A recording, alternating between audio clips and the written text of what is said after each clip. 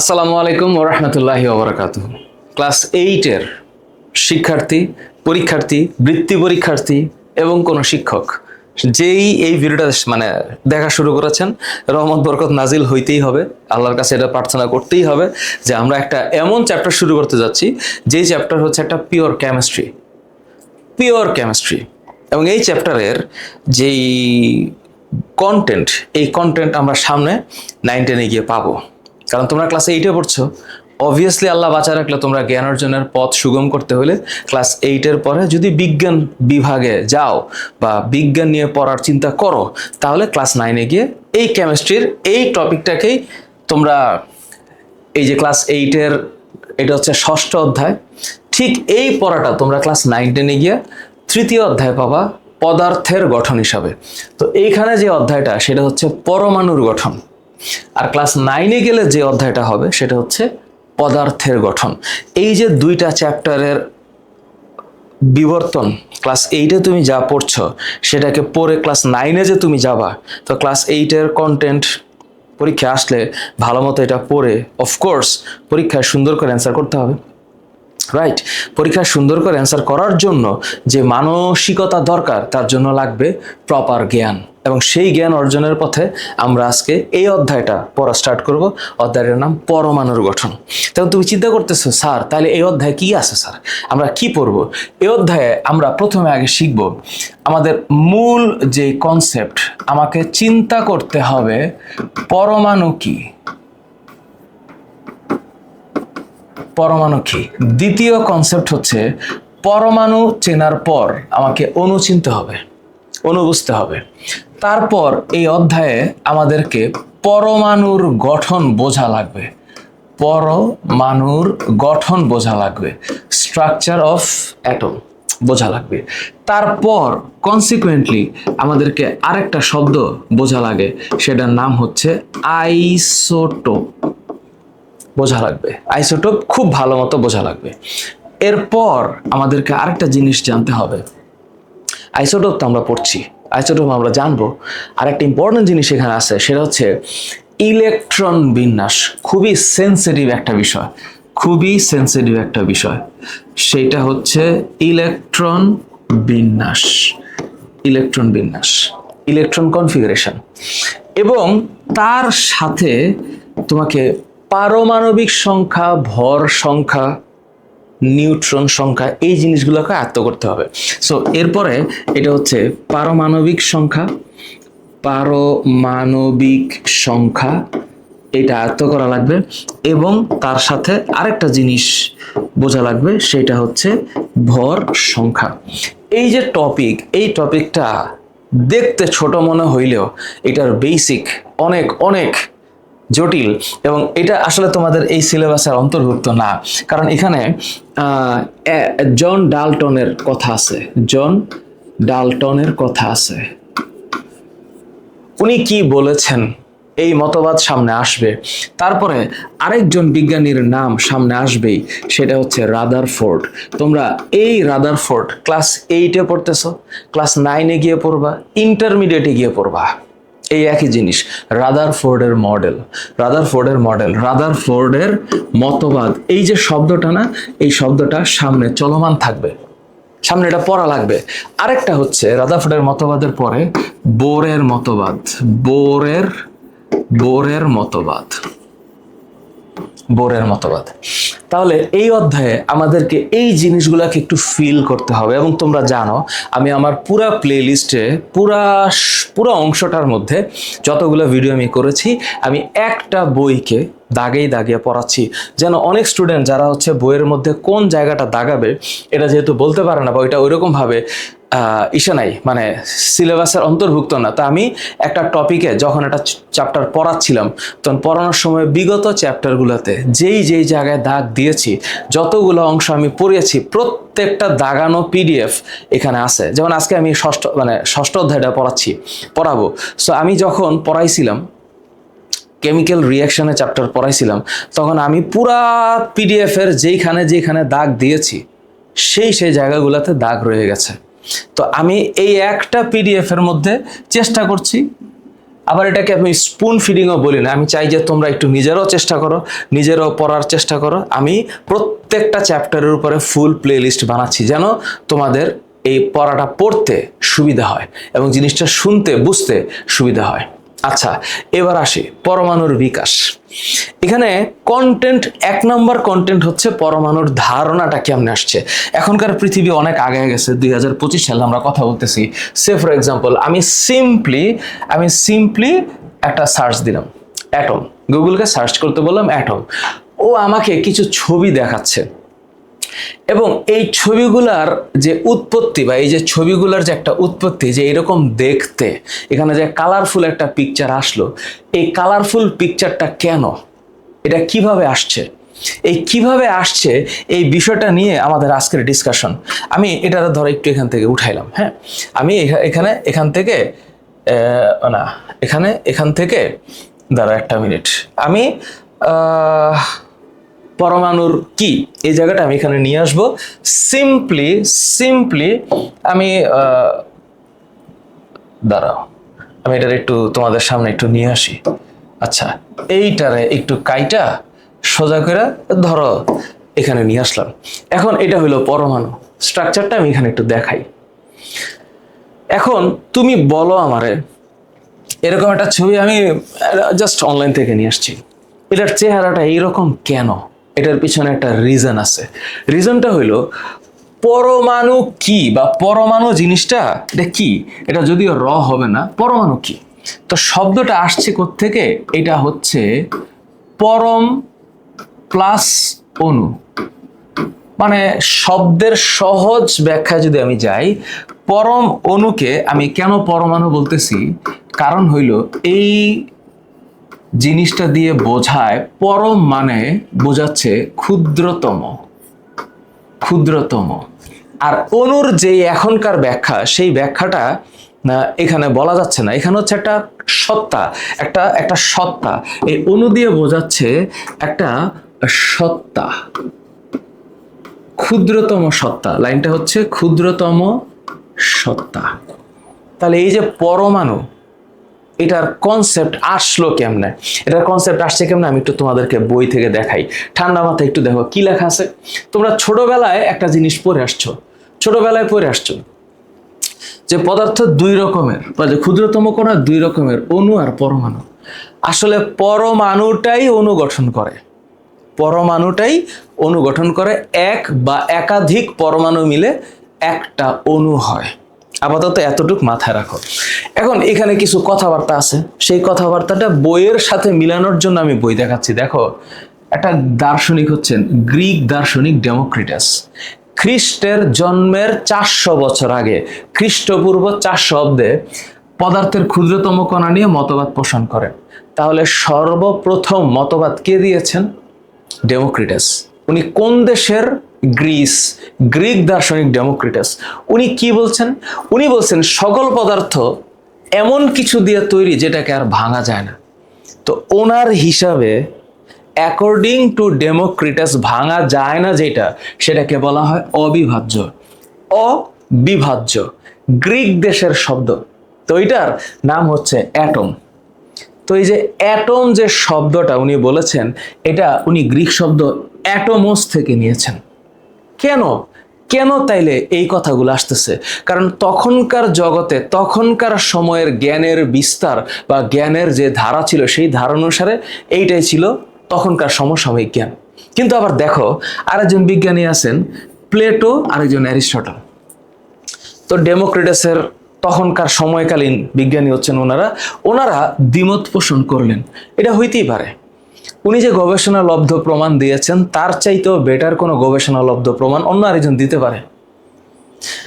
অ্যারিস্টটলের মতে, কথা কিন্তু ডেমোক্রিটাস প্রথমে বলছে, অ্যারিস্টটলের মতে পদার্থসমূহ নিরবিচ্ছিন্ন, একে যতই ভাঙা হোক না কেন পদার্থের কণাগুলো ক্ষুদ্রতর থেকে ক্ষুদ্রতর হতে থাকবে। তার মানে ডেমোক্রিটাসের সাথে অ্যারিস্টটলের একটা মতের পার্থক্য দেখা গেল। প্রথম প্যারায় আমরা এই লাইনটা পাইলাম। তাহলে আমি অ্যাজ এ স্টুডেন্ট যখন চিন্তা করব যে আমার এখন এই মুহূর্তের চিন্তাটা হচ্ছে, দার্শনিক হচ্ছেন গ্রিক দার্শনিক, ওনার নাম হচ্ছে অ্যারিস্টটল, গ্রিক দার্শনিক অ্যারিস্টটল। এই যে অ্যারিস্টটল, উনি ডেমোক্রিটাস কাকে বলি? ডেমোক্রিটাস, ডেমোক্রিটাস, গ্রিক দার্শনিক ডেমোক্রিটাস। উনি বললেন যে পদার্থকে ভাঙতে ভাঙতে এমন একটা জায়গায় যাওয়া যায় যেই জায়গায় আর ভাঙা যায় না। তাহলে এই যে অ্যাটমস, এই শব্দ হচ্ছে এ যোগ টমস, এই শব্দটার মানে হচ্ছে এ মানে ও, মানে আর যায় না, টমস মানে হচ্ছে বিভাজ্য, অবিভাজ্য। তার মানে এই শব্দটার মানে হচ্ছে আর ভাঙা যায় না, আর ভাঙা যায় না, আর ভাঙা যায় না। এটা হচ্ছে অ্যাটমস, অ্যাটমস। এখন উনি এই কথাটা কত অব্দে বলেছেন? খ্রিস্টপূর্ব, খ্রিস্টপূর্ব 400 অব্দে। কিন্তু এটার সাথে কখন দ্বিমত পোষণ করলেন? কে দ্বিমত পোষণ করলেন? অ্যারিস্টটল। অ্যারিস্টটল বললেন না, যে তুমি যে একটা জায়গায় পৌঁছায় গেছো ভাঙা যায় না, কথাটা অসত্য, ভাঙা আরো যায় এবং পরমাণু আরো বিভাজ্য। তখন দ্বিমতটা আসছে কোত্থেকে? দ্বিমত, তার মানে এই দ্বিমত আসছে অ্যারিস্টটল, দ্বিমত আসছে অ্যারিস্টটল থেকে। এবং অ্যারিস্টটল বললেন যে নিরবিচ্ছিন্ন কণা দ্বারা, নিরবিচ্ছিন্ন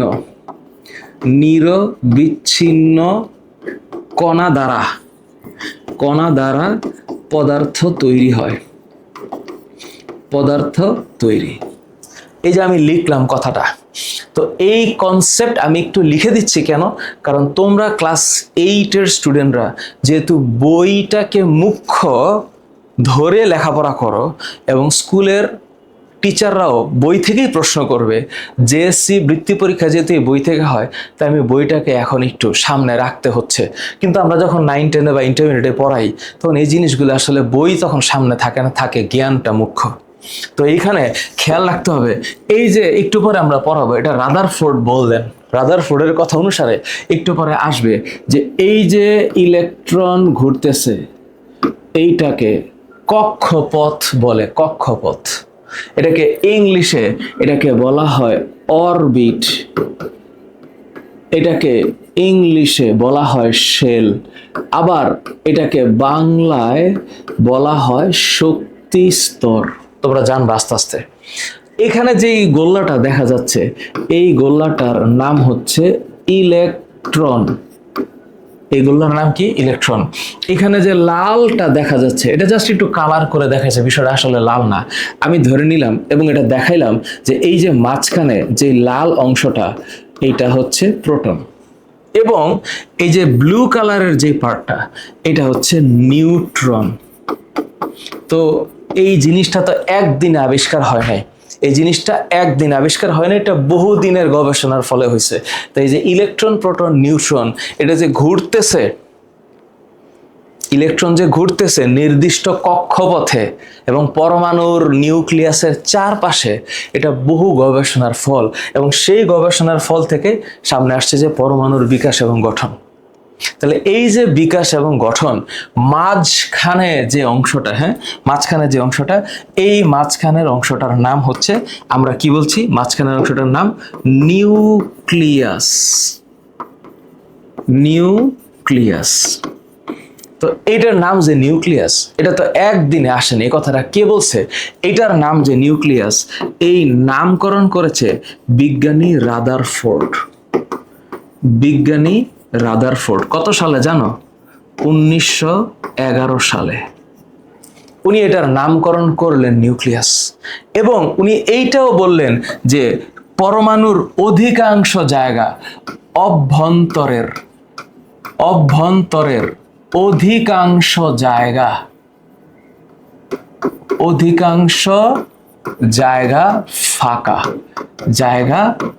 ফাঁকা, যেটাকে ইংলিশে ভয়েড বলে, ভয়েড। অধিকাংশ জায়গা ফাঁকা, এটাকে ইংলিশে কি বলে? ভয়েড বলা হয়। তো এই জিনিস কি একদিনে আসছে? একদিনে আসে নাই, এটা বহু পরিশ্রমের ফলে হয়েছে, বহু পরিশ্রমের ফলে। এবার আমি একটু বইয়ের দিকে যাব। এবার বইয়ের দিকে গিয়ে তুমি দেখো এখানে আরো কিছু ইতিহাস আছে একটু জানার দরকার। তো 1803 সালের কথা, 1803 সালে, তো খ্রিস্টপূর্ব 400 অব্দ কিন্তু অনেক আগে। এই 1803 মানে হচ্ছে এখন 2025, তো 1803 মানে হচ্ছে 222 বছর আগের। তো 222 বছর আগে জন ডাল্টন উনি পরীক্ষা নিরীক্ষা করলেন এবং উনিও বললেন পরমাণু হলো মৌলিক পদার্থের ক্ষুদ্রতম কণা, একে আর ভাঙা যায় না। তো উনি তো বললেন যে ভাঙা যায় না 1803 সালে। ডাল্টনের এই মতবাদ সকলে গ্রহণ করলো। আচ্ছা, ফলে অ্যারিস্টটল, তাহলে আগে যে অ্যারিস্টটল বললেন যে পরমাণু নিরবিচ্ছিন্ন এবং এটাকে ক্ষুদ্রতর থেকে ক্ষুদ্রতর অংশে ভাগ করা যায়, ডাল্টনের কথা একসেপ্ট হয়েছে বলে অ্যারিস্টটলের মতবাদ মানুষ আর একসেপ্ট করলো না। কারণ অ্যারিস্টটল তো বলছে পরমাণুকে আরো ভাঙা যায়, কিন্তু ডাল্টন তো বলছে পরমাণু ভাঙা যায় না। তো এই যে বিভাজ্য নয়, তো এখন আসলে আসলে এই যে লাইনটা হচ্ছে আসলে, তো এই যে আসলে যে বিষয়টা কি, এটা আরো অনেক পরে আবিষ্কার হয়েছে, আরো অনেক পরে, এবং সেটা 1911 সালে। তাহলে এখানকার গল্প 1803, আর সত্য আবিষ্কার হইল 1911 সালে। কেন? রাদারফোর্ডের মডেল দিয়ে। এবং 1911 পরে আরেকটা সাল হচ্ছে 1913 সাল, এবং এই 13 সালে আরেকজন বিজ্ঞানীর মডেল আবিষ্কার হইল, সেটা হচ্ছে বিজ্ঞানী নিলস বোর মডেল। পরবর্তীতে আরো অনেক মডেল, আরো অনেক পরমাণুর মডেল, পরবর্তীতে আরো অনেক পরমাণুর মডেল প্রস্তাব করেন। সবচাইতে গ্রহণযোগ্য, এখানে আবার সামনে গিয়ে পড়বা, রাদারফোর্ড উনি যেটা বলেছেন তখনকার সময়ে এটা একসেপ্টেড হইলেও পরবর্তীতে বোরের মডেল আসার পরে এই মডেলটাও বাতিলের খাতায় চলে আসে। কেন? কারণ পৃথিবী যখন সামনে আগায় নতুন নতুন তথ্য, নতুন নতুন সত্য সামনে আসে, আর যখন সত্য সামনে আসে তখন আগের যে সীমাবদ্ধতা, সেই সীমাবদ্ধতা প্রকাশিত হয়। তো 1911 সালে রাদারফোর্ড ওনার গবেষণা দিয়ে যতটুকু প্রমাণ করেছেন, 1913 সালে এসে বোর আরো বেশি সত্য প্রমাণ করেছেন। ভালো কথা। এইবার খেয়াল করে দেখো রাদারফোর্ডের কথা থেকে কি পাওয়া গেছে। পরমাণু ধনাত্মক আল্লাহ। আচ্ছা দাঁড়াও, এখানে মাঝে মাঝে একটু দুষ্টু মিষ্টি হচ্ছে। পরমাণুতে ধনাত্মক আধান ও ভর একটি ক্ষুদ্রতর জায়গায় আবদ্ধ।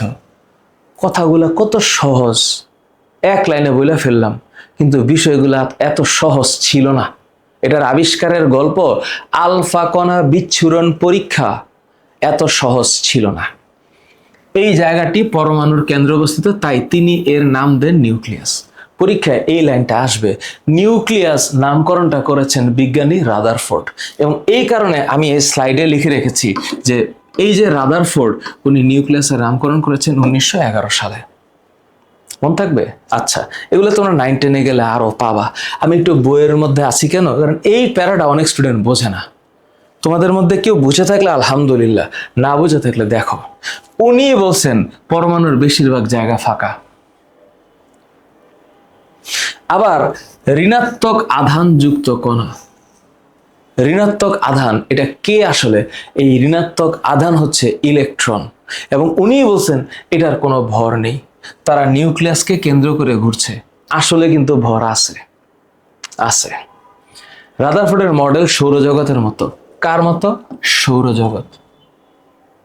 কি বলে এটাকে সোলার মডেল বলে। সোলার মডেল কি ধারণা দেন যে ঋণাত্মক আধানযুক্ত কণা কিছু নির্দিষ্ট কক্ষপথে ঘুরে।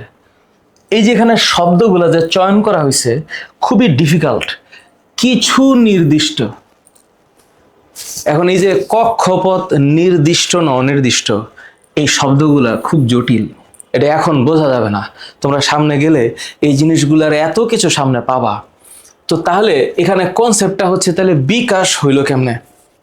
তাহলে এই যে 18 খ্রিস্টপূর্ব 400 অব্দ থেকে শুরু হইয়া 1800 সাল পার হইয়া 1803 সালে জন ডাল্টনের কনসেপ্ট আবার প্রতিষ্ঠিত হওয়ার পর অ্যারিস্টটলের কনসেপ্ট আবার ভুল প্রমাণিত হইয়া সামনে রাদারফোর্ড আইসা, আবার রাদারফোর্ডের পরে বোর আসার পরে এত কিছুর বিবর্তনে তাহলে কি হইল?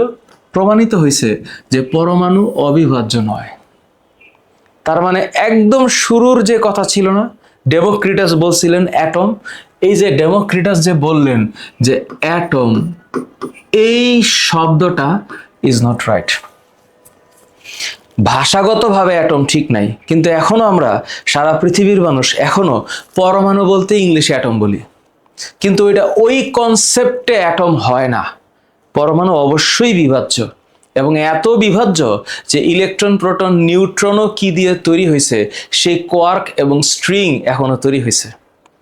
ইলেকট্রন, প্রোটন, নিউট্রন কি দিয়ে তৈরি, সেই কোয়ার্ক এবং স্ট্রিং এখন সৃষ্টি হয়েছে 2025 আইসা। তার মানে আস্তে আস্তে উন্নত হচ্ছি আমরা, এবং মানুষ জানতে শিখতেছে যে জ্ঞানের কোনো শেষ নাই। তো এই যে এত কথা, এগুলো হচ্ছে মূল কথা, যে পরমাণুর কেন্দ্রে রয়েছে নিউক্লিয়াস, নিউক্লিয়াসে ধনাত্মক আধান বিশিষ্ট, নিউক্লিয়াসে ধনাত্মক আধানযুক্ত প্রোটন, নিউক্লিয়াসে এটা কেমন জানি করতেছে, আচ্ছা, নিউক্লিয়াসে ধনাত্মক আধানযুক্ত প্রোটন এবং আধান নিরপেক্ষ নিউট্রন রয়েছে। পরমাণুর ভরের প্রায় পুরোটাই নিউক্লিয়াসে থাকে। আমি তোমাদের কেন এই লাইনগুলো লিখে দিচ্ছি বা বলে দিচ্ছি, কারণ এত কথার পরে আসল কথা এই কয়টা। কিন্তু এখানে যতটুকু, এই যে শব্দটা লেখা আছে না ফাঁকা, এই ফাঁকা শব্দটা ইংলিশ হচ্ছে ভয়েড, এটা আমি ওখানে লিখছি, এবং এই চিত্রটাই এখানে আছে। তাহলে এই যে পরমাণুর যে বিকাশ হইল কোত্থেকে? সেই ডেমোক্রিটাস থেকে, হ্যাঁ, সেই ডেমোক্রিটাস থেকে তারপর আসলো অ্যারিস্টটল, তারপর সমসাময়িক বিজ্ঞানী প্লেটো, তারপরে বিজ্ঞানী হচ্ছেন জন ডাল্টন, তারপরে বিজ্ঞানী হচ্ছেন রাদারফোর্ড, তারপর বিজ্ঞানী হচ্ছেন কে? Nils bore. এই যে বিবর্তনের ধারা, এই যে চলে আসতেছে খ্রিস্টপূর্ব, হ্যাঁ, কত? খ্রিস্টপূর্ব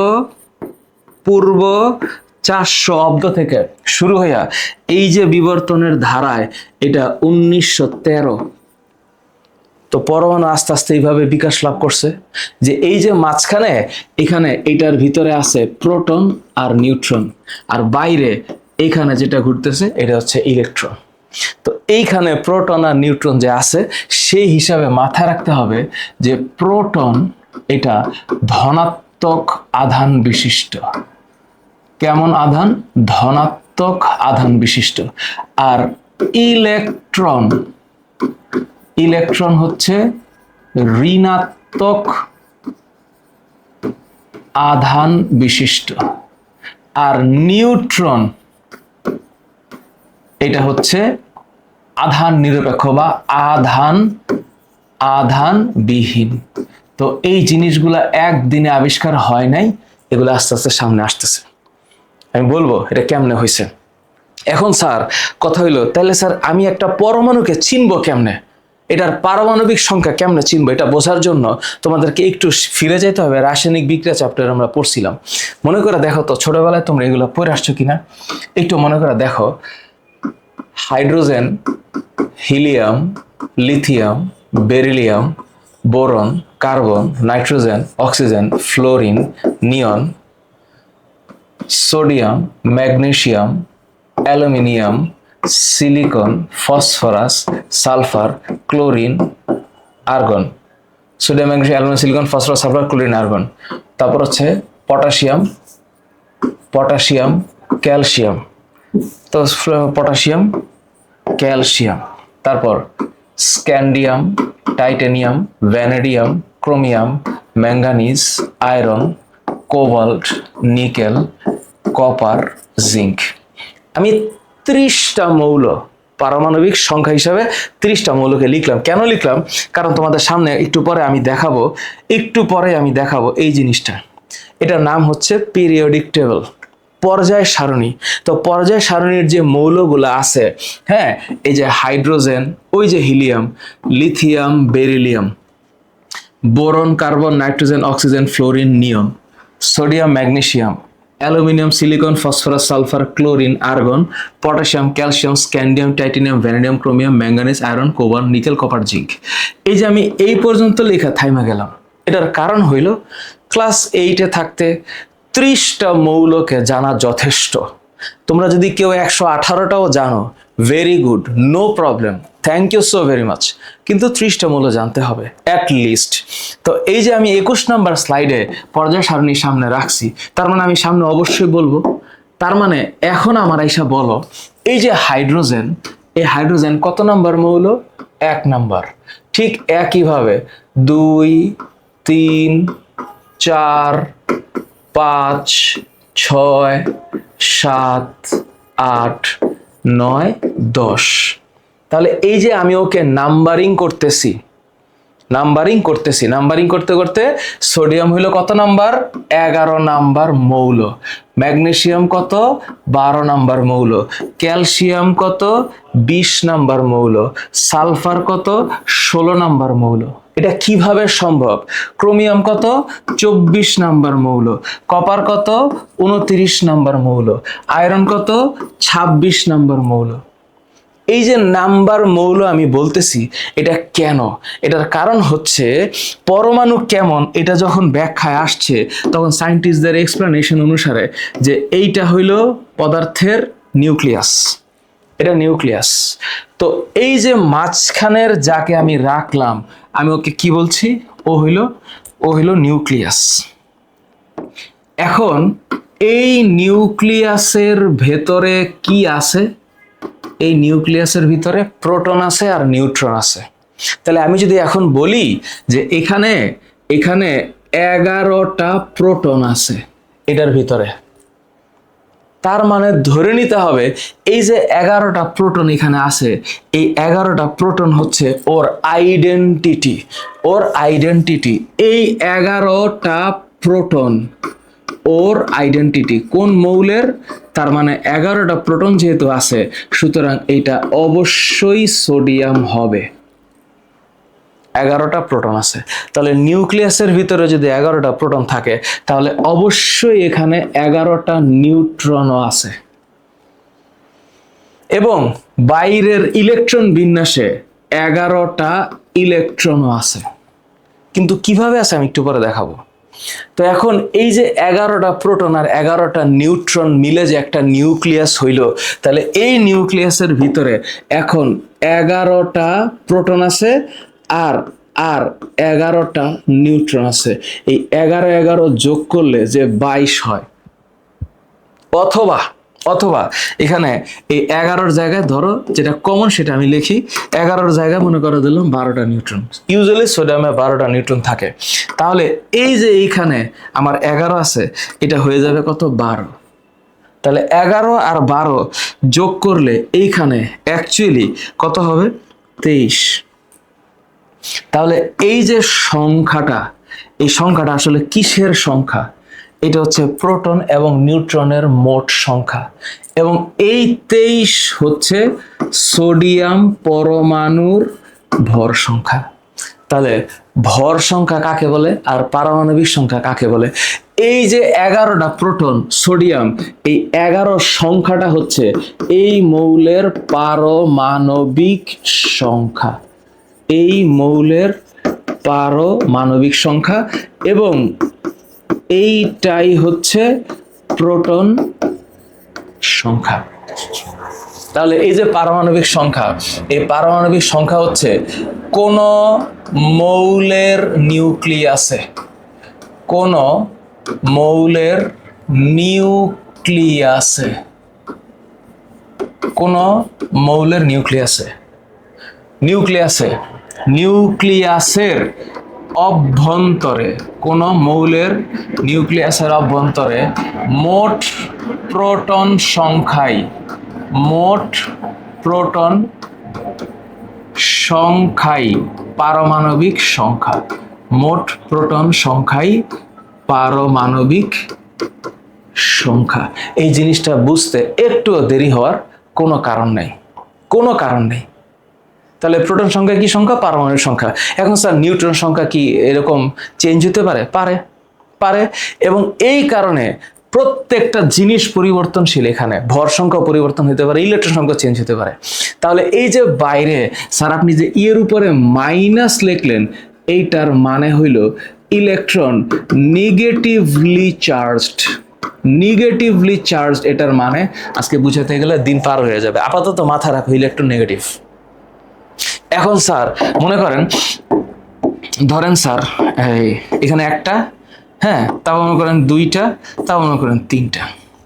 আমি যদি চিন্তা করি, একটা সিম্পল একটা এক্সাম্পল দিই, আমি চিন্তা করলাম যে ভিতরে এটা হইল 1 2 3, ধরো হাইড্রোজেনকে নিয়ে চিন্তা করছি, হাইড্রোজেন। তো স্যার আপনি তিনটা কেন লিখলেন? এটার কারণ হইল, আমি যদি এখানে লিখি হাইড্রোজেন, হাইড্রোজেন আর হাইড্রোজেন, এখানে একটা কথা আসবে। স্যার আপনি তিনটা জিনিস লিখলেন একই মৌলের, অবশ্যই লিখলাম, তার মানে এইখানে একটা প্রোটন আছে, একটা। ধরো আমি প্রোটনটাকে কেমনে বুঝাবো? একটা প্রোটন আছে, তার মানে এটা হাইড্রোজেন। তো হাইড্রোজেন কেন একটা প্রোটন? বিকজ 1 নাম্বার মৌলটা হচ্ছে হাইড্রোজেন। এই যে ও 1 নাম্বার, এটার পিছনের কারণ হইল হাইড্রোজেন পরমাণুর নিউক্লিয়াসে একটা প্রোটন থাকে, হাইড্রোজেন পরমাণুর নিউক্লিয়াসে একটা প্রোটন থাকে। তাহলে স্যার প্রোটনটা যদি এখানে একটা থাকে, একটা প্রোটন হইল, এইখানেও প্রোটন একটাই হইল, তার মানে হাইড্রোজেন হইলে প্রোটন একটাই হইতেই হবে ফর শিওর। আচ্ছা স্যার এখন এটার একটু বড় করি, নাহলে জমতেছে না, এটার একটু বড় করলাম। আচ্ছা তাইলে কয়টা প্রোটন? একটা প্রোটন। কিন্তু স্যার নিউট্রন কি সবসময় একটাই থাকবে? নাও তো থাকতে পারে। মনে করো এখানে কোনো নিউট্রনই নাই, এখানে জিরো নিউট্রন নাই, এখানে একটা নিউট্রন, এখানে দুইটা নিউট্রন।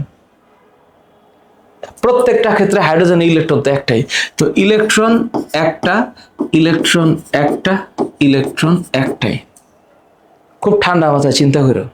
তাহলে আমি যে হাইড্রোজেনের 3টা পরমাণু লিখলাম স্যার, তার মানে কি এগুলো প্রত্যেকটা একটা চেয়ে একটা আলাদা? অবশ্যই আলাদা। এই তিনটার প্রোটন সংখ্যা 1, মৌল 1, কিন্তু বাড়ছে নিউট্রন। তাহলে কি আলাদা হইল? আলাদা হয়েছে ভর সংখ্যা। কেমনে? স্যার এখানে 1 আর 0 যোগ করলে কত হবে? 1 হবে। এখানে 1 আর 1 যোগ করলে হবে 2, আর এখানে 1 আর 2 যোগ করলে হবে 3। তার মানে এরা সবাই হইল হাইড্রোজেন। তাহলে এইখানে এইটার নাম হইল প্রোটিয়াম, এইটার নাম হচ্ছে ডিউটেরিয়াম,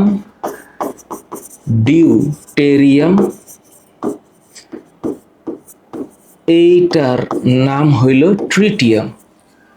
তাহলে এই যে প্রোটিয়াম, ডিউটেরিয়াম আর ট্রিটিয়াম, স্যার আপনি যেভাবে লিখলেন, এটার কারণ কি? কারণ হলো পরমাণুকে কিভাবে প্রকাশ করতে হয় সেটা তোমরা ক্লাস 9-এ গিয়ে ইনশাল্লাহ সামনে এভাবে দেখবা। এই যে তোমাদের ক্লাস 9-এর যে বইটা সামনে আসতেছে, সেইখানে তোমরা দেখবা যে একটা পরমাণুকে লিখতে হয় এইভাবে। কিভাবে? এই যে পরমাণুকে লিখতে হয় এই যে এইভাবে, ঠান্ডা মাথায় খেয়াল করো, এই যে এইভাবে লিখতে হবে, পরমাণুকে এইভাবে লিখতে হবে, প্রকাশ করতে হবে এইভাবে। আমি যদি এটার একটু পাশে নিয়ে আসি এবং এটার যদি একটু এইখানে রাখি এবং ছোট করে তোমার সামনে একটু রাখি, তাইলে বুঝতে পারবা যে একটা পরমাণুকে প্রকাশ করার জন্য ওই যে উপরে যে 23 লিখলাম, এটা আসলে হইল একটা ভর সংখ্যা। এটা হইল কি সংখ্যা? ভর সংখ্যা। আর নিচে পারমাণবিক সংখ্যা যেইটা, প্রোটন সংখ্যা সেইটাই, সেটাকে নিচে লিখতে হয়। তো আমি উপরে সোডিয়ামের এক্সাম্পল দিয়েছি, তো সোডিয়ামের ভর সংখ্যা কত ছিল? 23। তাহলে এই যে 23, এটা হচ্ছে এইটা, আর এই যে 11টা প্রোটন, এইটা হচ্ছে এইটা। তাহলে আমি এই পরমাণুটাকে কিভাবে প্রকাশ করছি? এই পরমাণুটাকে প্রকাশ করতেছি 23টা প্রোটন আর নিউট্রন মিলানো, আর 11টা হচ্ছে পারমাণবিক সংখ্যা, এইটা হইল ওর প্রকাশ। তাহলে আমি ওকে এইভাবে প্রকাশ করছি। এটা দিয়ে আমি কিভাবে, এটার মানেটা কি? এটার মানে হইল পরমাণুকে লিখবো কিভাবে। পরমাণুর প্রকাশটা হচ্ছে এইভাবে হয়, ঠিক এইভাবে। তাহলে স্যার এইখানে কি হচ্ছে? এখানে প্রোটন কয়টা? একটা। তাহলে এখানে যদি স্যার একটা প্রোটন হয়, তাহলে এখানে স্যার প্রোটন আর নিউট্রন মিলে তো 1 আর 0 একই হবে।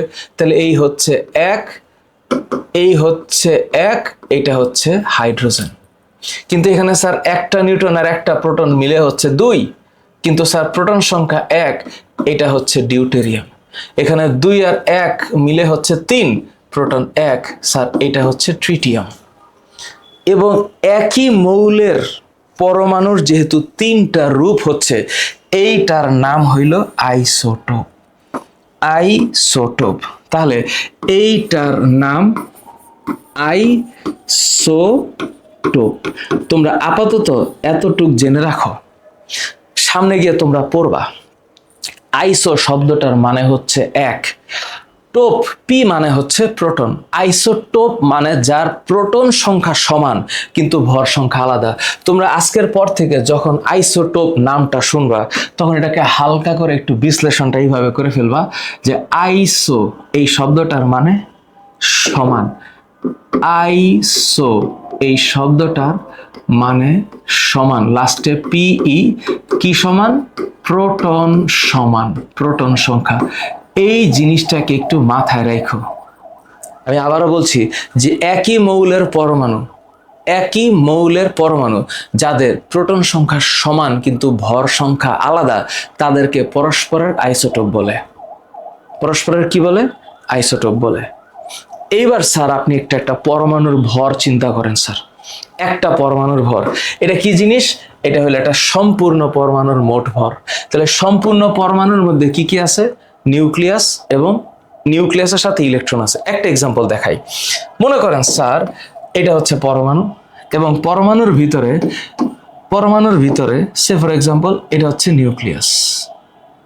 আচ্ছা স্যার, এখন ধরলাম যে এখানে 20টা প্রোটন আছে, ধরলাম, আর এখানে 20টা নিউট্রন আছে। এখন 20টা প্রোটন যে আছে, আমি কনফার্ম 20টা প্রোটন, তার মানে এটা 20 নম্বর মৌল। তো 20 নম্বর মৌল অফ কোর্স ক্যালসিয়াম। প্রোটন সংখ্যা 20, পারমাণবিক সংখ্যা 20। তাহলে এই যে ক্যালসিয়াম, ওর প্রোটন সংখ্যা কত? 20। তাহলে পারমাণবিক সংখ্যা কত? পারমাণবিক সংখ্যা কত? 20। একই কথা, এই দুইটা একই কথা। তাহলে ওর বাইরে অবশ্যই 20টা ইলেকট্রন আছে। তাহলে স্যার এই মৌলটাকে যদি আমি প্রকাশ করতে চাই, তাহলে কিভাবে প্রকাশ করব? প্রকাশ করব হচ্ছে 20 আর 20 40 ভর সংখ্যা, আর প্রোটন সংখ্যা হচ্ছে 20। তাইলে আমি লিখলাম হচ্ছে ক্যালসিয়াম। এটা হচ্ছে এই মৌলের প্রকাশ। এখন স্যার ওর ভর কত? কারণ এই ভর, একটা পরমাণুর ভর তোমাদেরকে আসলে শেখানো একটু খুব জটিল কাজ। তারপর আমি চেষ্টা করতেছি, তোমরা 9-এ উঠলে একটা জিনিস দেখবা যে একটা প্রোটনের ভর, হ্যাঁ, একটা প্রোটনের ভর, এটা এখন জিজ্ঞেস করে না যে কেমনে আসলো, আপাতত যাই না, রাখো, দরকার নাই। একটা প্রোটনের ভর হচ্ছে 1.673 ইন্টু 10⁻⁻24 গ্রাম। একটা নিউট্রনের ভর হচ্ছে 1.675 ইন্টু 10⁻⁻24 গ্রাম। একটা ইলেকট্রনেরও ভর আছে, সেটা হচ্ছে 9.11 10⁻⁻27 গ্রাম। স্যার এগুলো কিভাবে আবিষ্কার হইল?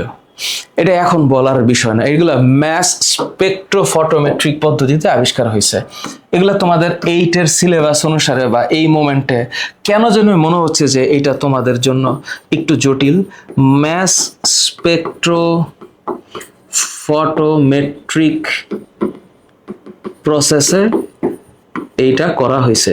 এগুলা তোমাদের জানার এখন দরকার নাই, কিন্তু আমার বলতেই হবে, কারণ এটার সঠিক জ্ঞান হচ্ছে এখানে।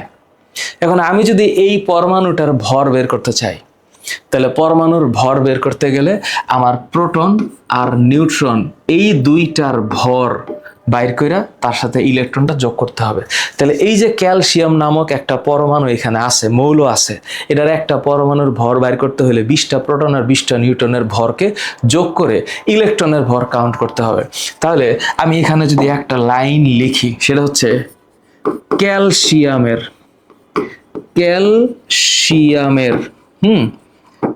একটি পরমাণুর ভর, হ্যাঁ, পরমাণুর ভর, তাহলে ওর নিউক্লিয়াসের ভর, নিউক্লিয়াসের ভর। তোমরা যখন ইন্টারমিডিয়েটে উঠবা বা 9, 10 উঠবা, তখন জানবা যে তার সাথে এই যে ইলেকট্রনের ভর যে যোগ করতে হয়, এই ইলেকট্রনের ভর এত নগণ্য, ইলেকট্রনের ভর এই যে যোগ করতে হয়, এইটারে আসলে অ্যাকচুয়ালি যোগ করে না। এই যে ইলেকট্রনের ভর, এইটা হইল নগণ্য, এই জন্য এটাকে করে না, না করে শুধু নিউক্লিয়াসের ভর হিসাব করে। তাহলে নিউক্লিয়াসের ভর যদি হিসাব করতে হয়, তাহলে নিউক্লিয়াসের ভরের মধ্যে আছে প্রোটন আর নিউট্রন। তো প্রোটন কয়টা আছে? 20টা। তাহলে এই যে 20টা প্রোটন, এইটার ভর হচ্ছে 1.673 ইন্টু 10⁻⁻24 গ্রাম, প্লাস 20টা নিউট্রন আছে 1.675 ইন্টু 10⁻⁻24 গ্রাম। এখন তুমি চিন্তা করবা, স্যার 10⁻⁻24, স্যার এটা হঠাৎ করে কি নিয়ে আসলেন? এটা এখন না, এটা আমি তোমাদেরকে পরে পড়াবো। আপাতত যাই না রাখো, তোমরা সায়েন্টিফিক ক্যালকুলেটর যারা স্মার্টার আছো তারা ইউজ করছো, অথবা যে কেউ জানো হয়তো, এটা যোগ করলে যেই ভরটুকু হবে সেটা হচ্ছে এই পরমাণুর ভর। তো একটা পরমাণুর ভর এইভাবে হিসাব করতে হয়। যেমন ধর আমি একটা সিম্পল এক্সাম্পল দিলাম, আর একটা ছোট্ট যদি একটা এক্সাম্পল দেই, যে আমি স্যার একটা সোডিয়াম নিয়ে চিন্তা করব, সোডিয়াম। তো সোডিয়ামটা একটা কমন জিনিস, তা আমি বললাম হচ্ছে 2311 সোডিয়াম। এটার একটা পরমাণুর ভর কত? তো স্যার এটা আমি একটু কেমনে বের করব? স্যার 23 থেকে 11 গেলে কত থাকে? 12। তো 23 থেকে 11 যদি যায় তাহলে থাকে 12। এই 12টা নিউট্রন সোডিয়ামে আছে, তাই না? তাহলে 11টা প্রোটন আছে। তো 11টা প্রোটনের ভর হচ্ছে 1.673 ইন্টু 10⁻⁻24 প্লাস 12টা নিউট্রনের ভর হচ্ছে 1.675 ইন্টু 10⁻⁻24 গ্রাম। এটা যোগ কইরা যত গ্রাম হবে সেটা হচ্ছে একটা সোডিয়াম পরমাণুর ভর। তোমাদের হিসাবে এটা একটু জটিল লাগবে, কিন্তু এইটা তোমাদের মাথায় ঢুকায় রাখা আবশ্যক। তোমাদের জানা উচিত যেটা এইভাবে হয়। তোমাদের বইয়ে যে উঙ্গা ভুঙ্গা লেখছে, এটা পইরা কিচ্ছু হবে না, কিচ্ছু হবে না। এটা এখানে যেভাবে লেখা আছে, দিস ইজ আমার হিসাবে, আমারে যারা পছন্দ করে বা আমাকে যারা জানো বা আমাকে যারা চিনো, আমার হিসাবে এগুলা জাস্ট একটু লেখার জন্য লিখছে।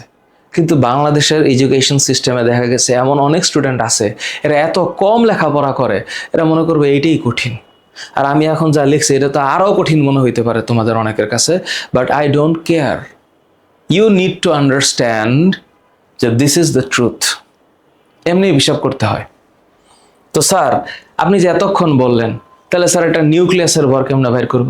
এটা নিউক্লিয়াসের ভর বাইর করার সিস্টেমটা একটু আগে তো এটা প্রোটন আর নিউট্রনের ভর। তো স্যার যেমন একটা এক্সাম্পল দেন স্যার। মনে করেন স্যার আমি একটা সিম্পল এক্সাম্পল দিলাম, সিম্পল, যেমন ধরো কার্বন। হ্যাঁ, কার্বন। আচ্ছা, কার্বন একটা মৌল।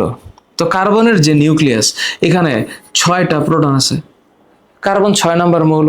আচ্ছা, কার্বন যদি 6 নম্বর মৌল হয়, তাহলে ওর 6টা প্রোটন আর অবশ্যই 6টা নিউট্রন আছে। তাহলে এই যে ওর পারমাণবিক সংখ্যা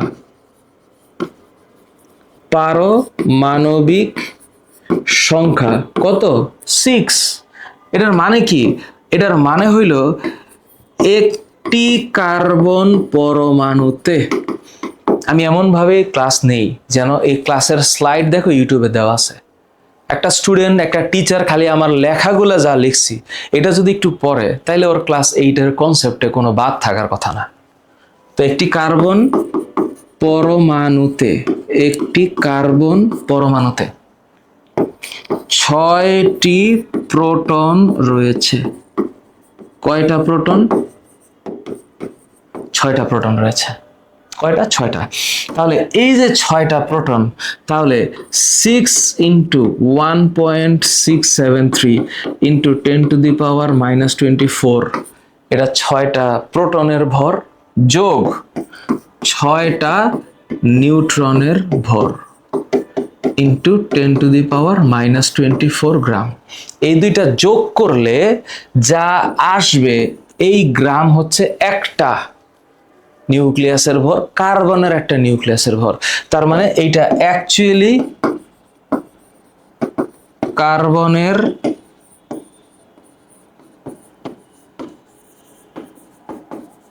একটি নিউক্লিয়াসের ভর। বুঝতে পারছি? এখন দেখো, তাহলে স্যার প্রকৃত ভর কি? এই যে আমি এখানে একটু লেখা রাখছি, তোমরা এটা কেন লিখছি? বিকজ এইটা তোমাদের জানা উচিত, এটা জানা উচিত, এটা হিসাব করতে হবে। এটা হলো কোনো বস্তু বা কণার আসল ভর, যা কিলোগ্রাম বা গ্রামে মাপা হয়। এটাকে কি বলা হয়? SI unit. এসআই মানে হচ্ছে সিস্টেম ইন্টারন্যাশনাল।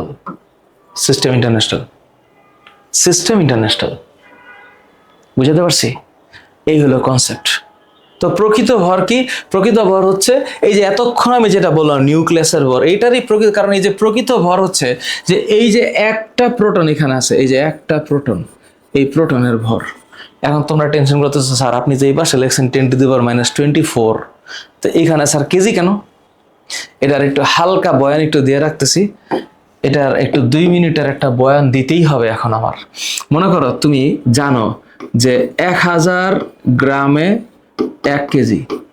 1 কেজি তোমরা 9-এ উঠা পড়বা, বা এখনো হয়তো অনেকে পড়তে পারো যে এখানে 1-এর পরে 3টা শূন্য আছে।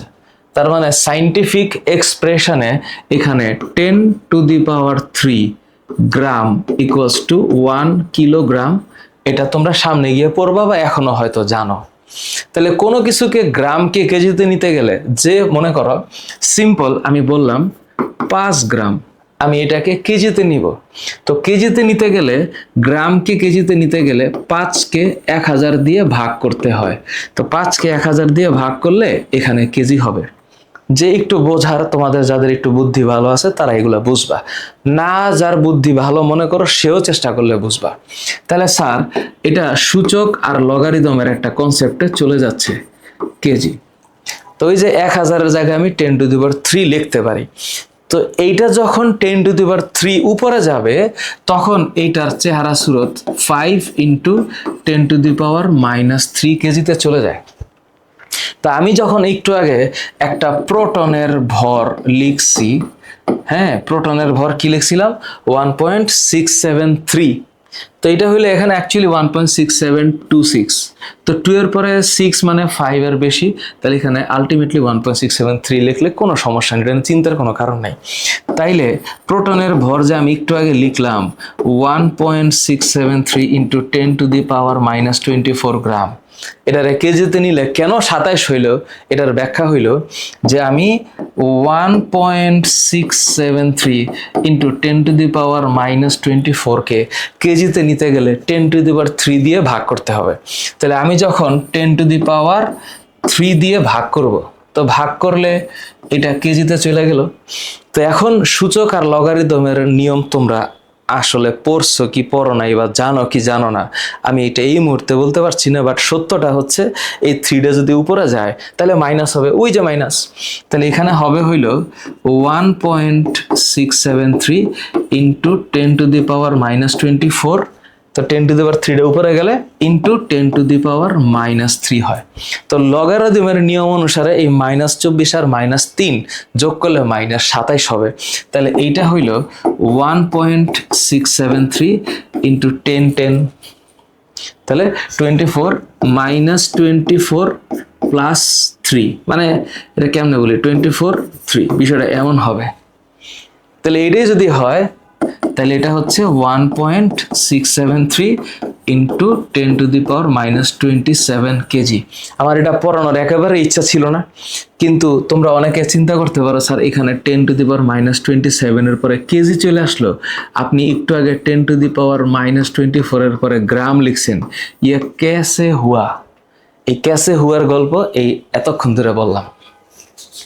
তোমরা মন খারাপ করো না, কঠিন লাগলে আমারে বলবা, আর সহজ লাগলে আমার একটা থ্যাংক ইউ দিবা, কিন্তু তোমাদের আসলে সত্যইভাবে জানা উচিত এবং এইটাই জানা উচিত এবং এইভাবেই পারা উচিত।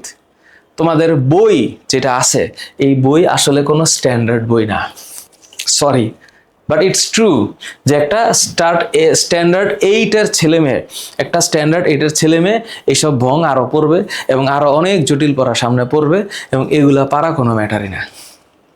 It's us that who actually limited our capacity and ability. তো এই যে এত সব ভং কথাবার্তা, আমি এগুলো যা বলছি অ্যাকচুয়ালি এখন যা বলছি this is the important thing. হ্যাঁ, আচ্ছা গেল। তাহলে স্যার কিছু কথাবার্তা একটু বলে দেন, এগুলো এমনি হিসাব করে দিলাম, এটা এমনি জাস্ট দিছি একটু পড়ার জন্য আর কি। তাহলে স্যার একটু বহু নির্বাচনী প্রশ্নে আসি। একাধিক পরমাণু যুক্ত হয়ে কি হয়? একাধিক পরমাণু যুক্ত হয়ে আসলে অণু হয়। এটা স্যার কেমন কথা বললেন? এটা নিয়ে যদি শুরু করি না আবার 20 মিনিট লাগবে। দেখো, মনে করো পরমাণু, যে হাইড্রোজেন পরমাণু, তো এটা হলো পরমাণু, তো একটু জানান দরকার পরমাণু আর এটা হচ্ছে কতগুলো পরমাণু একসাথে হইলে এখানে হবে হচ্ছে অণু, এখানে হবে হচ্ছে অণু। হ্যাঁ, অণু। এখন মনে করো একটা এক্সাম্পল, হাইড্রোজেন পরমাণু, তো হাইড্রোজেন পরমাণু যখন অণু হবে তখন ওর চেহারা হবে H2।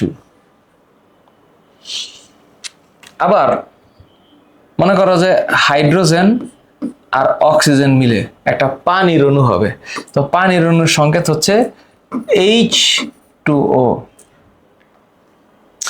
আবার হাইড্রোজেন একটা অণু পরমাণু, সালফার একটা পরমাণু, অক্সিজেন একটা পরমাণু, এরা মিলে একটা অণু হইতে পারে, সেটা হচ্ছে H2SO4 হইতে পারে, আবার H2SO3 হইতে পারে, আবার H2S2O7 হইতে পারে। সামনে পড়বো আস্তে আস্তে। এটার নাম হচ্ছে অলিয়াম বা পাইরোসালফিউরিক অ্যাসিড। আবার মনে করো যে কেমনে বুঝাই, ধরো হাইড্রোজেন, কার্বন আর অক্সিজেন, এরা তিনজন মৌল মিলা আরেকটা জিনিস হতে পারে, সেটা হচ্ছে C6H12O6। এটা হলো গ্লুকোজের সংকেত, গ্লুকোজ।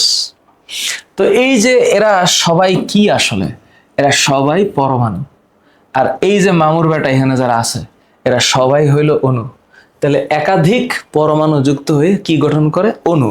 এবং অণুকে ইংলিশে ভালোবেসে আমরা বলবো মলিকিউল, মলিকিউল। তো এই যে আয়ন, এইটা আবার একটা ভিন্ন জিনিস, একটু পরে তোমাদেরকে পড়াবো যে ক্যাটায়ন আর অ্যানায়ন কি জিনিস। আর এই যে পরমাণু, এটাকে আমরা এখনো ভালোবেসে কি ডাকবো? অ্যাটম। কিন্তু এই অ্যাটম মানে অবিভাজ্য অ্যাটম না, এই অ্যাটম মানে অন্য কিছু। এই অ্যাটম মানে পরমাণু, এটাকে অবিভাজ্য পরমাণু হিসেবে আমরা চিন্তা করব না। পরমাণু নিউক্লিয়াস, নিউক্লিয়াস অবশ্যই ভারী, কিন্তু এটা ভুল কথা। আসলে পরমাণু নিউক্লিয়াস অত্যন্ত ভারী বললে এটা ভুল হবে। কেন আমি একটু বলি, আমি আবার এই যে তোমাদের বইয়ে যেতে বাধ্য হচ্ছি। দেখো কেন, কারণ হচ্ছে কোথায় লেখা আছে এইসব নিউক্লিয়াস নিয়ে? এই দাঁড়া,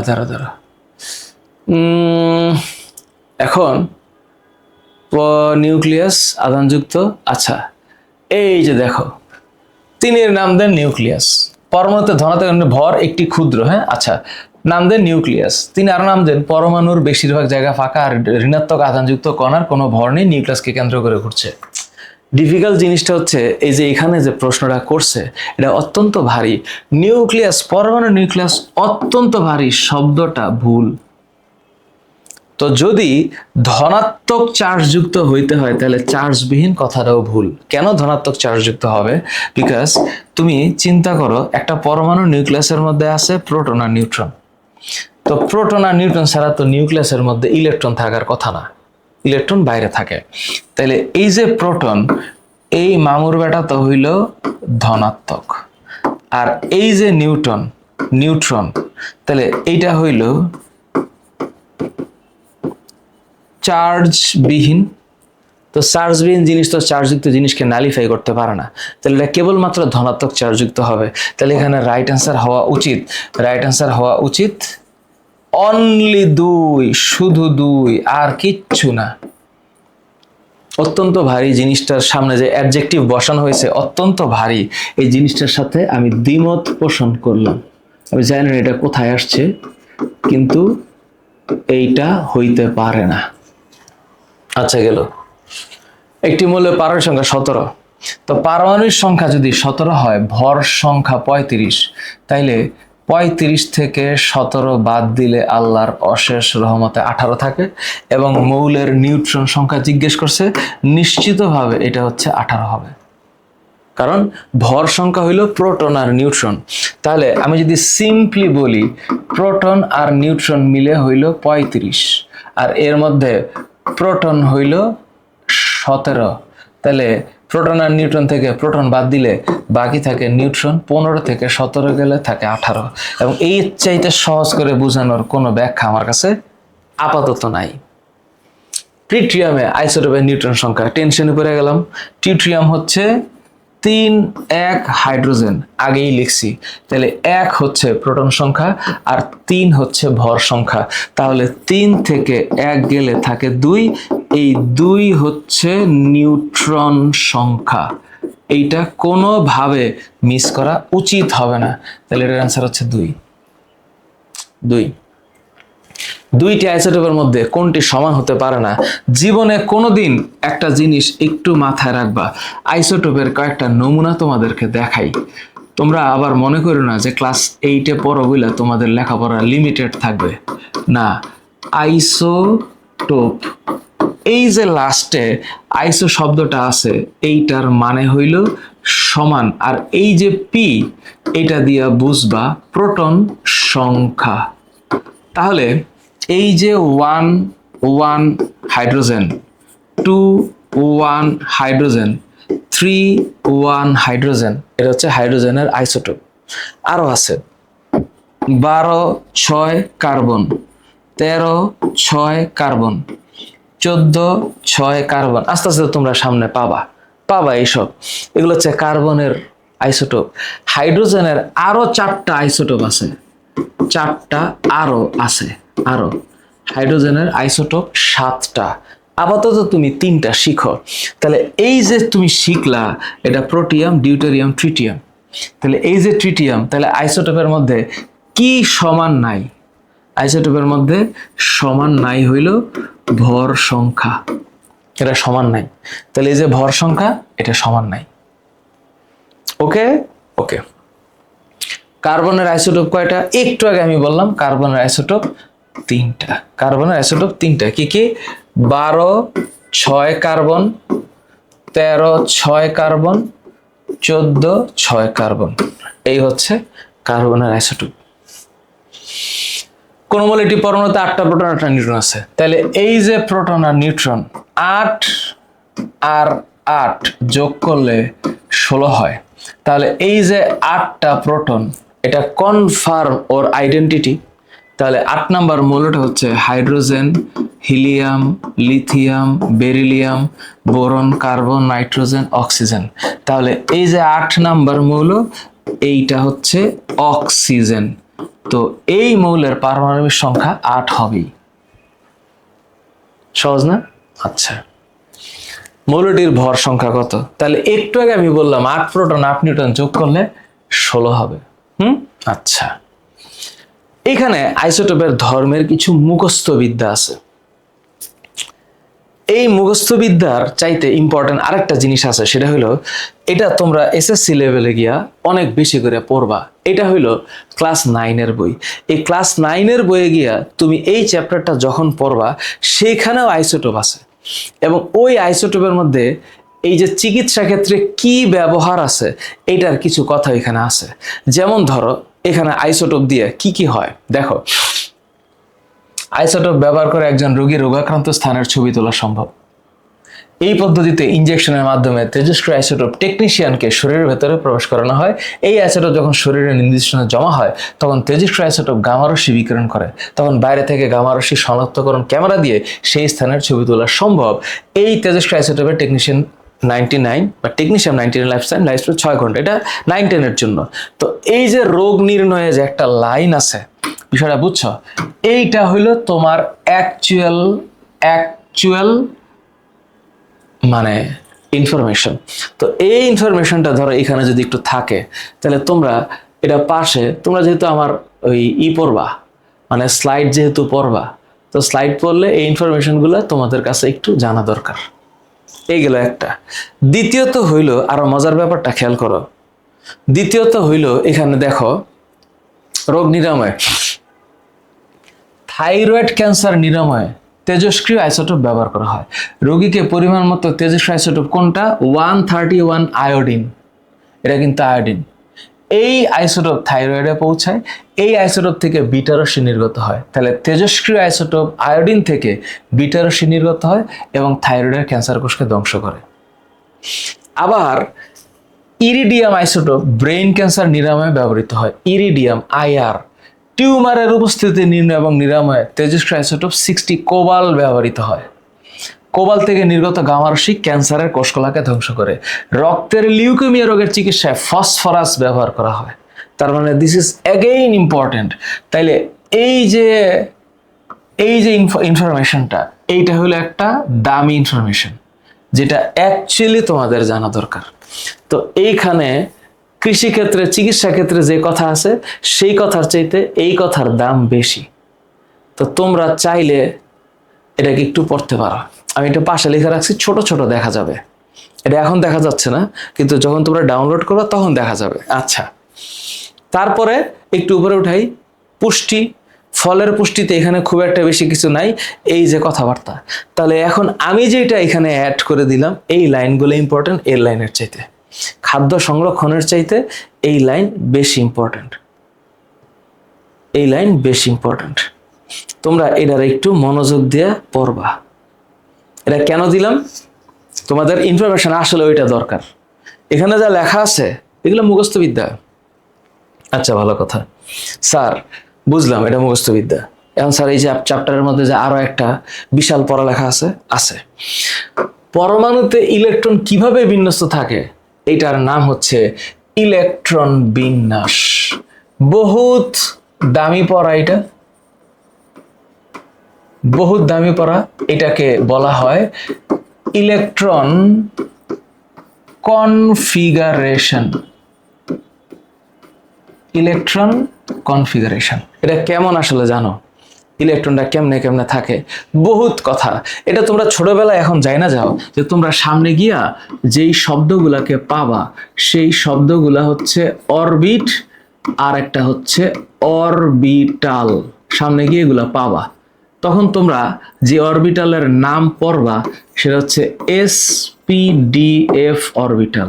এগুলো আমি তোমাদের পড়াবো এখন না, যেহেতু তোমরা এখন একটু মানে জুনিয়র সেকশনে আসো, জুনিয়র স্কুল সার্টিফিকেট পরীক্ষায় আসো। আপাতত এইখানে যাব না, আমি আপাতত তোমাদেরকে দেখাই যে বিজ্ঞানী বোর নামে একজন বিজ্ঞানী আছে। উনি বলছে যে পরমাণুর ভিতরে যেটা থাকে এটা তো নিউক্লিয়াস, এটা রাদারফোর্ডের কথা সত্য। তো এটা হইলো প্রথম শক্তি স্তর, তারপরেরটা হচ্ছে দ্বিতীয় শক্তি স্তর, তারপরেরটা হচ্ছে তৃতীয় শক্তি স্তর, এর পরেরটা হচ্ছে চতুর্থ শক্তি স্তর। তাহলে শক্তি স্তর কয়টা এখানে? 4টা। আপাতত 4টা দিয়ে বুঝাই। উনি বিজ্ঞানী, এই দেখো ভালো করে একটু খেয়াল করে দেখো, বিজ্ঞানী বোর বলছে। তাহলে এই যে মাঝখানের যেটা, হ্যাঁ, এটার নাম কি? এটার নাম নিউক্লিয়াস। খুব ভালো কথা, এটার নাম নিউক্লিয়াস, আমি মানলাম।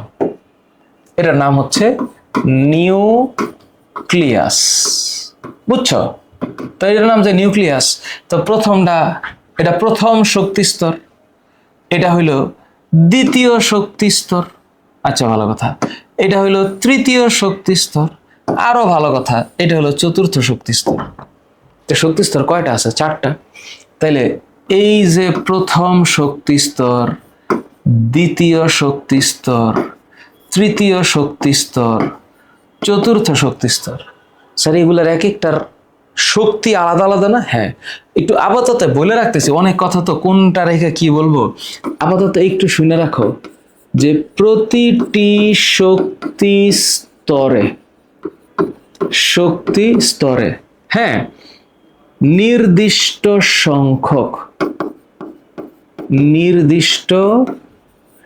সংখ্যক ইলেকট্রন অবস্থান করে। অ্যাকচুয়ালি অবস্থান করে না, লাইনটা হবে নির্দিষ্ট পরিমাণ ইলেকট্রন আবর্তন করে। আবর্তন মানে ঘূর্ণনশীল থাকে, আবর্তন করে। তো এই যে আবর্তন কথাটার মানে হইল ঘূর্ণায়মান। এরা যে বৈশা আছে তা না, ঘূর্ণায়মান। শুনে রাখো। তো স্যার এই শক্তির সূত্রটা কি স্যার? এটা আপাতত হইল 2n²। এটা জানা রাখো, বহুত গল্প আছে এটার পিছনে। এই 2n² কেন হইলো এইটারও গল্প আছে, আপাতত শুনে রাখো। 2n²। স্যার এন মানে কি? এই এন মানে হইল শক্তি স্তর। তো স্যার বিষয়টা কেমন? কোন শক্তি স্তরে কেমন ইলেকট্রন থাকবে এটা নির্ভর করে 2n² সূত্র দিয়ে। তাহলে স্যার প্রথম শক্তি স্তরে এন এর মান 1। স্যার ঠিক আছে? আচ্ছা ঠিক আছে, প্রথম শক্তি স্তরে এন এর মান 1। আচ্ছা স্যার, তাইলে দ্বিতীয় শক্তি স্তরে এন এর মান কত? 2। তৃতীয় শক্তি স্তরে এন এর মান 3। চতুর্থ শক্তি স্তরে এন এর মান 4। তাতে স্যার কি হইল? তাতে হইল কি, এই যে এন এর মান 1, 2, 3 আর 4 যে বললাম, তাইলে স্যার 2n² হিসেবে লাইন আসে 2 × 1² মানে 2টা। 2n² সূত্র হিসাবে এখানে আসে 2 × 2² মানে স্যার 8টা। এইখানে 2n² হিসাবে আসে 2 × 3² মানে স্যার 18টা। আর এইখানে 2n² সূত্র অনুসারে আসে 2 × 4² মানে 32টা। তার মানে প্রথম শক্তি স্তরে ইলেকট্রন থাকবে 2টা, পরের শক্তি স্তরে 8টা, পরের শক্তি স্তরে 18টা, পরের শক্তি স্তরে 32টা। তুমি কখনো ব্রেকডাউন করো না এটা। তা এই যে 32, 18, 8 আর 2 এরা হচ্ছে ইলেকট্রন কোন শক্তি স্তরে কয়টা থাকবে তার সূত্র। তাহলে প্রথম শক্তি স্তরে ইলেকট্রন কয়টা? খুব খেয়াল, প্রথম শক্তি স্তরে ইলেকট্রন থাকবে 2টা। দ্বিতীয় শক্তি স্তরে ইলেকট্রন থাকবে 8টা। তৃতীয় শক্তি স্তরে ইলেকট্রন থাকবে 18টা। চতুর্থ শক্তি স্তরে ইলেকট্রন থাকবে 32টা। 32টা, এটা 32টা ইলেকট্রন থাকবে। খুব খেয়াল করে মন থাকবে।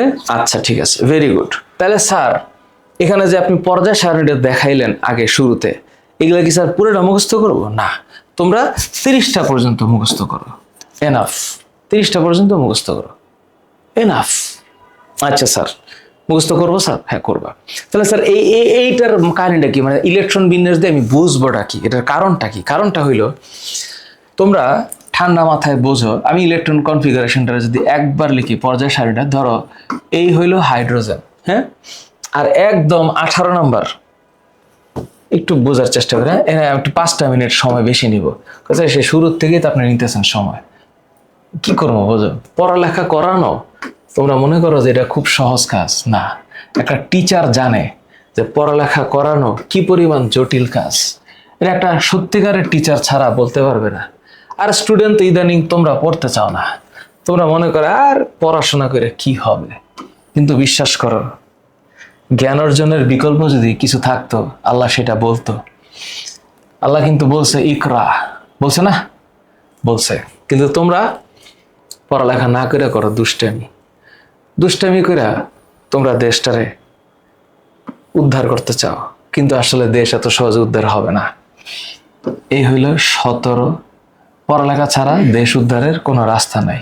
16, 15, 14, 13, তারপর হচ্ছে 12, 11, 10, 9 8 7 6 5 4 তাহলে কয়টা হলো 1 2 3 4 5 6 7 8 9 10 11 12 13 14 15 16 17 18। আচ্ছা ঠিক আছে, তো এগুলার একটু হালকা হালকা করে এই পাশে পাশে একটু করে দিলাম একটু ব্যালেন্স করার জন্য। স্যার আপনি তো একটু আগে লিখছেন, না লিখলে পারতেন, কিন্তু ধর এটা হাতে করার যে মজা এটা তো তোমরা জানবা না, এটা আমি জানি। তো ধরো 1 2 3 4 5 6 7 এই হইল হাইড্রোজেন। হাইড্রোজেন মামুর বাটাটা কোথায়? এই যে ধরো এখানে, এই হইল হাইড্রোজেন, আর ওইখানে হইল হিলিয়াম, ওইখানে হইল হিলিয়াম। কেন লিখতেছে এটার কারণ আছে। হালিনাকে রুবি সাজাবে ফ্রান্সে, বিরিয়ানি মোগলাই কাবাব সারের বাসায় রাখো। ওয়াও। তারপরে helium neon argon krypton xenon radon oganesson, fluorine chlorine bromine iodine astatine টেনেসিন।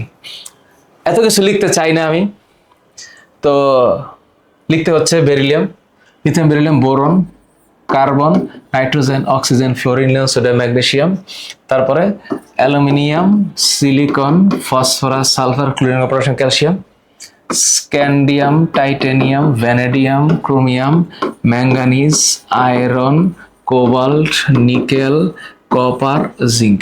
আপাতত এই পর্যন্ত দেখো। তো স্যার আপনি যেগুলো লিখলেন, কেন লিখলাম এই 8-এর ক্লাস করাইতে এসে? কারণ হইল এইখানে যেই মামুর বেটারা আছে, হ্যাঁ এই যে মামুর বেটারা যেখানে আছে ওরা এত কিউট, আহারে, এরা সবাই হইল গ্রুপ নাম্বার 1, কারণ ওদের বাইরে একটা ইলেকট্রন আছে। এরা হইল গ্রুপ নাম্বার 2, মনে রাখো এরা এদের 2টা ইলেকট্রন আছে। এরা হইল গ্রুপ নাম্বার 18, এই শূন্য রাখো, গ্রুপ নাম্বার 18। যদি 18 বলে ওটা নিষ্ক্রিয় গ্রুপ, ওরা কারোর সাথে বিক্রিয়া করে না, কারণ ওদের বাইরে 8টা ইলেকট্রন আছে। আর এই মামুর ব্যাটার হইল গ্রুপ নাম্বার 17, এদেরকে ভালোবেসে হ্যালোজেন ডাকে। এটা তোমরা সামনে ক্লাস 9-এর 4 নম্বর চ্যাপ্টার পর্যায় সারণীতে গিয়ে পাবা। তো এটা স্যার আপনি লিখলেন কেন? কারণ এটা না বুঝলে এইটারে বুঝাইতে পারবো না, এই মালটা বুঝাইতে পারবো না, মৌলের ধর্ম জিনিসটা কি। তো এখন স্যার যার বাইরে একটা ইলেকট্রন, এই যে একটা, ও এই সবাই এরা সবাই একটা ইলেকট্রন দিয়ে দিতে পারে, ও একটা ইলেকট্রন দিয়ে দিতে পারে। শুনে রাখো, এরা 2টা ইলেকট্রন দিয়ে দিতে পারে, এরা একটা ইলেকট্রন নিতে পারে। এরা সাধারণত কাউরে ইলেকট্রন দেয় না, নেয় না, বিক্রিয়া করে না। সাধারণত অসাধারণ অবস্থা আছে, এদেরকে নিষ্ক্রিয় গ্যাস বলে। স্যার এগুলো দিয়ে আমি কি বুঝবো? এগুলো দিয়ে আমি পরবর্তী প্রশ্নগুলো বুঝবো, যে বিভিন্ন রোগ নিরাময়ে কোনটি ব্যবহৃত হয়। একটু পরের আগের গল্প, সেটা কি? আইসোটোপ। আচ্ছা, আইসোটোপ ব্যবহৃত হয় কোলন ক্যান্সার নির্ণয় হবে না, এটা 1 আর 2-এ, অ্যাকর্ডিং টু ইউর বুক এটা 1 আর 2 হবে। নিচের কোনটি ইলেকট্রন বিন্যাসের সূত্র? এবার আসতেছে, হ্যাঁ 2n² হচ্ছে ইলেকট্রন বিন্যাসের সূত্র, বোর্ডের কোশ্চেন। কোন মৌল, এই যে কোন মৌলের চতুর্থ শক্তি স্তরে, এইবার চতুর্থ শক্তি স্তর মানে n = 4, তাহলে 2n² সূত্রে হইল 2 × 4², 2 × 4² মানে 16, 32টা মৌল থাকতে পারে, কোনো কথা নাই। আচ্ছা ঠিক আছে, ফসফরাসের সর্বশেষ শক্তি স্তরে, এই স্যার মজা আসতেছে, হ্যাঁ ফসফরাস। ফসফরাস কত নাম্বার মৌল স্যার? 15 নাম্বার মৌল। তো প্রথম শক্তি স্তরে ইলেকট্রন থাকবে 2টা, পরের শক্তি স্তরে ইলেকট্রন থাকে 8টা, 8 আর 2 10, 15 হইতে 5 নাম্বার ইলেকট্রন বিন্যাস লাগবে। তাহলে ফসফরাসের ইলেকট্রন বিন্যাস যদি 15 হয়, তাহলে তার শক্তি স্তরে লাগবে 3টা, তাহলে সর্বশেষ শক্তি স্তরে ইলেকট্রন হইল 5টা। আসতেছি 2 আর 2, তাহলে স্যার 2 8 2, 2টা 8টা আর 2টা যোগ করলে হয় 12। 12 অবশ্যই স্যার, 12 অবশ্যই ম্যাগনেসিয়ামের ইলেকট্রন বিন্যাস। ম্যাগনেসিয়াম, তাহলে এটা অবশ্যই ম্যাগনেসিয়াম হবে, কারণ সোডিয়াম এর ইলেকট্রন বিন্যাস হচ্ছে 11, পটাশিয়ামের 19, অ্যালুমিনিয়ামের 13। কেন স্যার? ওই যে সিরিয়াল মতো আগে বলছিলাম, অ্যালুমিনিয়ামের সর্বশেষ শক্তি স্তর, তাহলে অ্যালুমিনিয়াম যদি স্যার 13 হয় তাহলে অবশ্যই প্রথম শেলে 2টা, পরের শেলে 8টা, এর পরের শেলে 3টা। তা নাহলে তো 2 আর 3 হইতেছে না, তার মানে এখানে রাইট অ্যান্সার 3। সিলিকনের পারমাণবিক সংখ্যা অবশ্যই সিরিয়াল অনুসারে hydrogen, helium, lithium, beryllium, boron, carbon, nitrogen, oxygen, fluorine, neon, sodium, magnesium, aluminium, silicon অবশ্যই 14 নম্বরে। তাইলে এটা 14 নম্বরে। তাহলে স্যার 15 নম্বরে কি? ফসফরাস, 16 নম্বরে সালফার, 17 নম্বরে ক্লোরিন। ডান।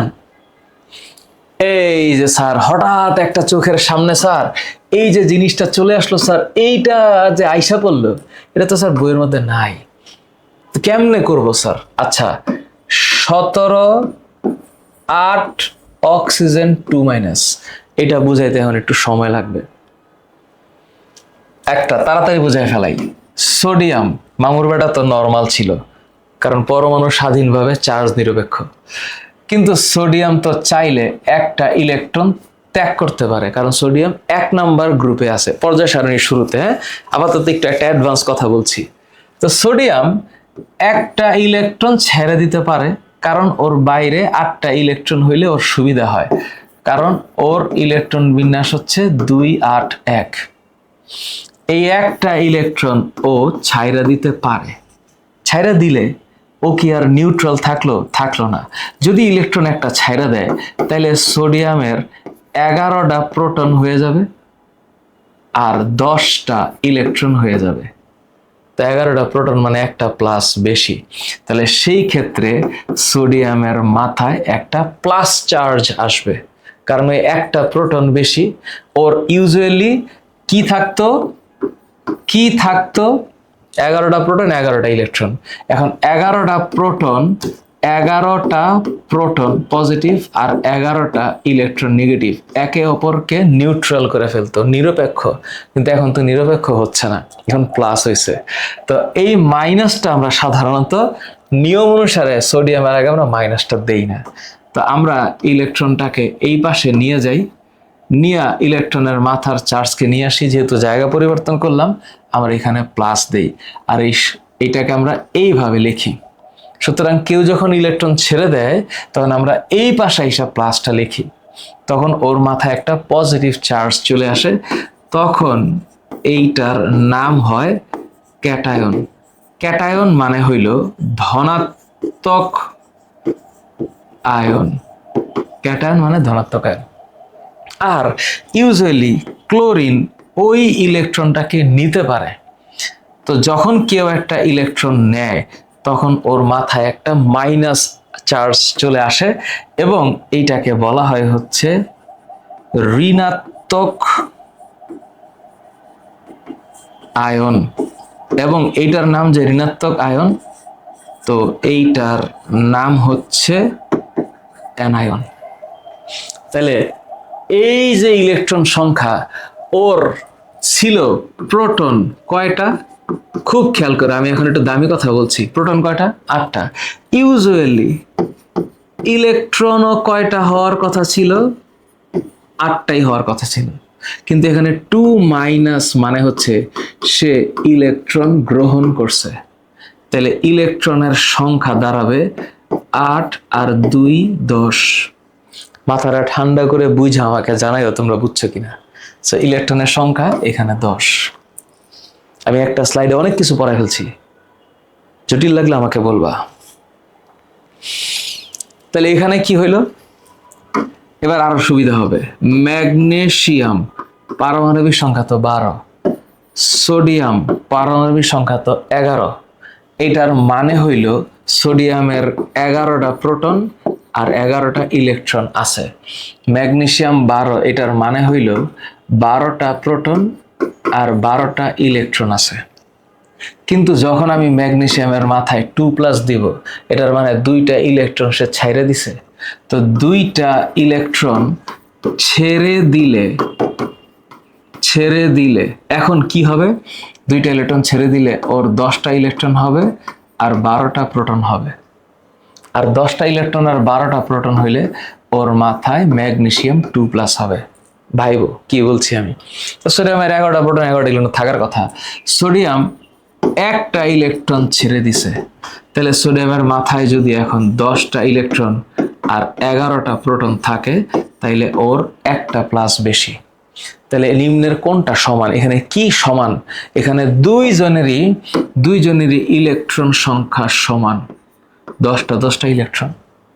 তাইলে এখানে ইলেকট্রন সংখ্যা সমান। অনেক দামি একটা প্রশ্ন, খুবই দামি প্রশ্ন। এবং এই যে এদের ইলেকট্রন সংখ্যা সমান, এটা একটু শিখে রাখো, সামনে কাজে লাগবে। যে ইলেকট্রন সংখ্যা ওর কি সমান, তাইলে এইটাকে বলা হয় আইসোইলেকট্রিক। এটার ইলেকট্রন কোনটা? ম্যাগনেসিয়ামের পারমাণবিক সংখ্যা 12, স্বাভাবিক অবস্থায় ওর ইলেকট্রন বিন্যাস 2-8-2 হওয়ার কথা। কিন্তু যেহেতু এখানে ম্যাগনেসিয়াম 2+ আছে, তাহলে এই 2টা ইলেকট্রন উনি দিয়ে ফেলার কারণে ওর বাইরে 2-8 হবে। তাইলে এখানে ইলেকট্রন বিন্যাস 2-8। বুঝাতে পারছি? দুইটি মূল্য যাদের পারমাণবিক সংখ্যা 11 আর 12 মুখস্থ হয়ে গেছে। 11 হইল সোডিয়াম, 12 হইল ম্যাগনেসিয়াম। সোডিয়াম এবং ম্যাগনেসিয়াম দুইজনই ধাতু। হ্যাঁ, দুইজনই ধাতু। এরা কঠিন পদার্থ। সোডিয়ামটা আসলে কঠিন বলতে কিছু নেই। সোডিয়ামটা হচ্ছে বার্থডে কেক, আমরা খাই না? বার্থডে কেকের মতো। তো সোডিয়ামটা হচ্ছে বার্থডে কেকের মতো। এখানে একটা জিনিস আমি তোমাদের বইয়ের এক্সাম্পল দেই, যে তোমাদের বইয়ের মধ্যে একটু দেখাই। এইখানে সোডিয়াম নিয়ে বেশ কথাবার্তা বলছে, ক্লোরিন নিয়ে কথাবার্তা বলছে। এইখানে সোডিয়াম পরমাণু নিয়ে যে কথাবার্তা বলছে, এগুলা আমিও বলছি বোঝানোর জন্য। তবে এইখানে কখনোই মৌলের ধর্মের মধ্যে এই জাতীয় কোনো কথা লিখে নাই।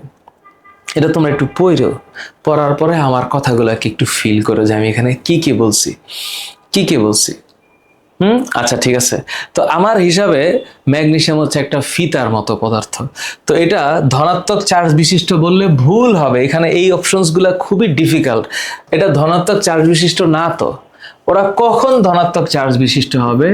যখন ইলেকট্রন